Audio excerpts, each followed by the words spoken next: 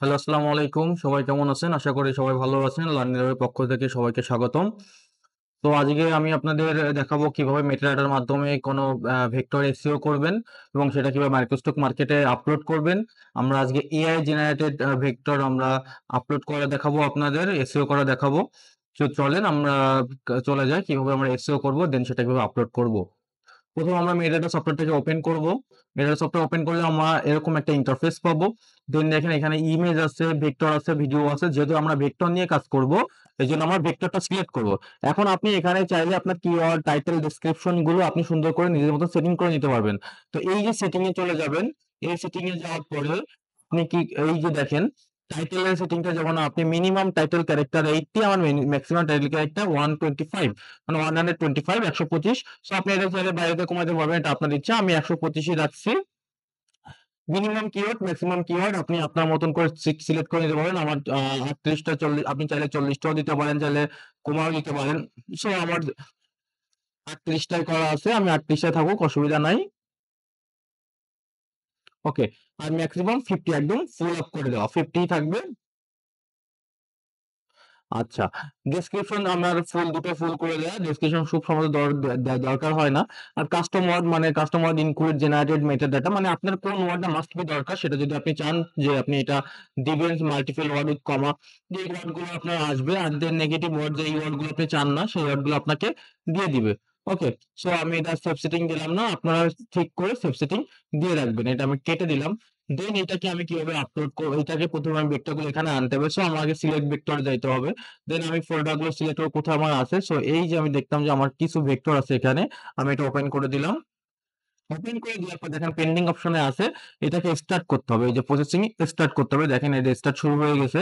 So কিছুক্ষণ wait করলে দেখেন এটা কাজ করা শুরু করে দিবে। সো এইভাবে এসইও করে খুব সহজে আপনি আপলোড করতে পারবেন। তাহলে আপনার সময়ও বাঁচবে এবং খুব দ্রুত আপনি আপলোড করতে পারবেন এবং একসাথে অনেক ফাইল আপলোড করতে পারবেন। এতে আপনার মার্কেট প্লেসে আপনার অ্যাসেট গুলো খুব সুন্দর র‍্যাংকিং করবে। সো একটু সময় নিবে দেখেন। তো দেখেন আমাদের এগুলো হয়ে গেছে।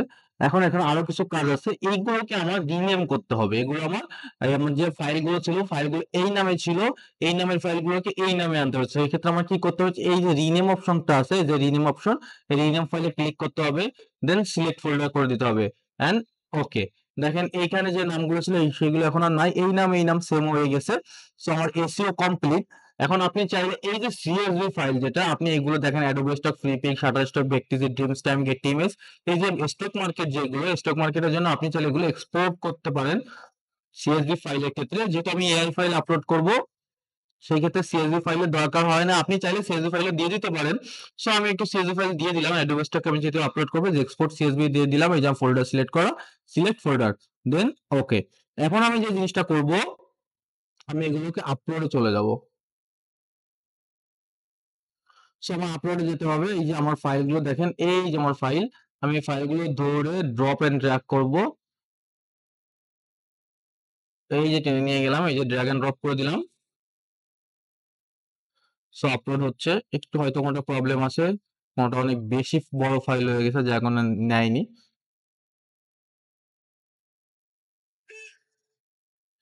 সো দেখেন এই যে আমার ডিজাইন গুলো আপলোড হয়ে গেছে। এখন আমি এগুলো দেখেন, এগুলো একটু রিফ্রেশ যদি করি, ওকে, এখানে নামগুলো চেঞ্জ হয়নি না। এখন আমার কি করতে হবে, CSV ফাইলটা আপলোড করতে হবে। আপলোড CSV তে যাব, choose a CSV file.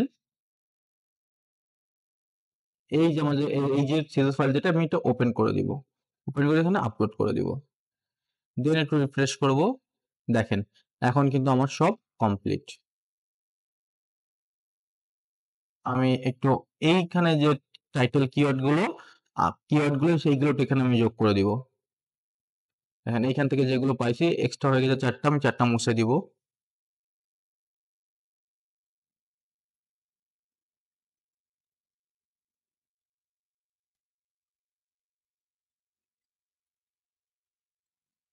Add করে দিলাম। ওকে। সব আমার কমপ্লিট। যেহেতু এগুলো আমার এআই দিয়ে করা, সেক্ষেত্রে আমার এআই টেক্সট বক্স দিতে হবে। এজন্য আমি কি করব, সিলেক্ট অল করব। সিলেক্ট অল করে ক্রিয়েট জেনারেটিভ, ওকে, দেন এখানে সেভ ওয়ার্ক দিয়ে দিব। আবার একটু রিফ্রেশ করব, দেন আমার সব ওকে। আমি এখানে সাবমিট ফাইলে দিয়ে দিব। আমি এখানে বিড়াল সিলেক্ট করতে হবে। সেখানে আমার সাবমিট হয়ে গেছে। আমি আমার কিছুক্ষণ অপেক্ষা করলে ১ দিন কি ২ দিন অপেক্ষা করলাম, এখানে আপলোড হয়ে যাবে। এগুলো অ্যাকসেপ্ট হয়ে যাবে। সো আমরা এইভাবে এসইও করে এই মেটামাস্টার এর মাধ্যমে আমরা এসইও করে আপলোড করতে পারবো। তো আজকে ভেক্টর দেখালাম। ইনশাআল্লাহ নেক্সট দিন ইমেজ এবং ভিডিও নিয়েও আমরা দেখাবো কিভাবে আপনি এসইও করবেন মেটামাস্টার এর মাধ্যমে। সো ততদিন আমাদের সাথে থাকুন, সঙ্গে থাকুন, ভালো থাকুন। আল্লাহ হাফেজ। আসসালামু আলাইকুম।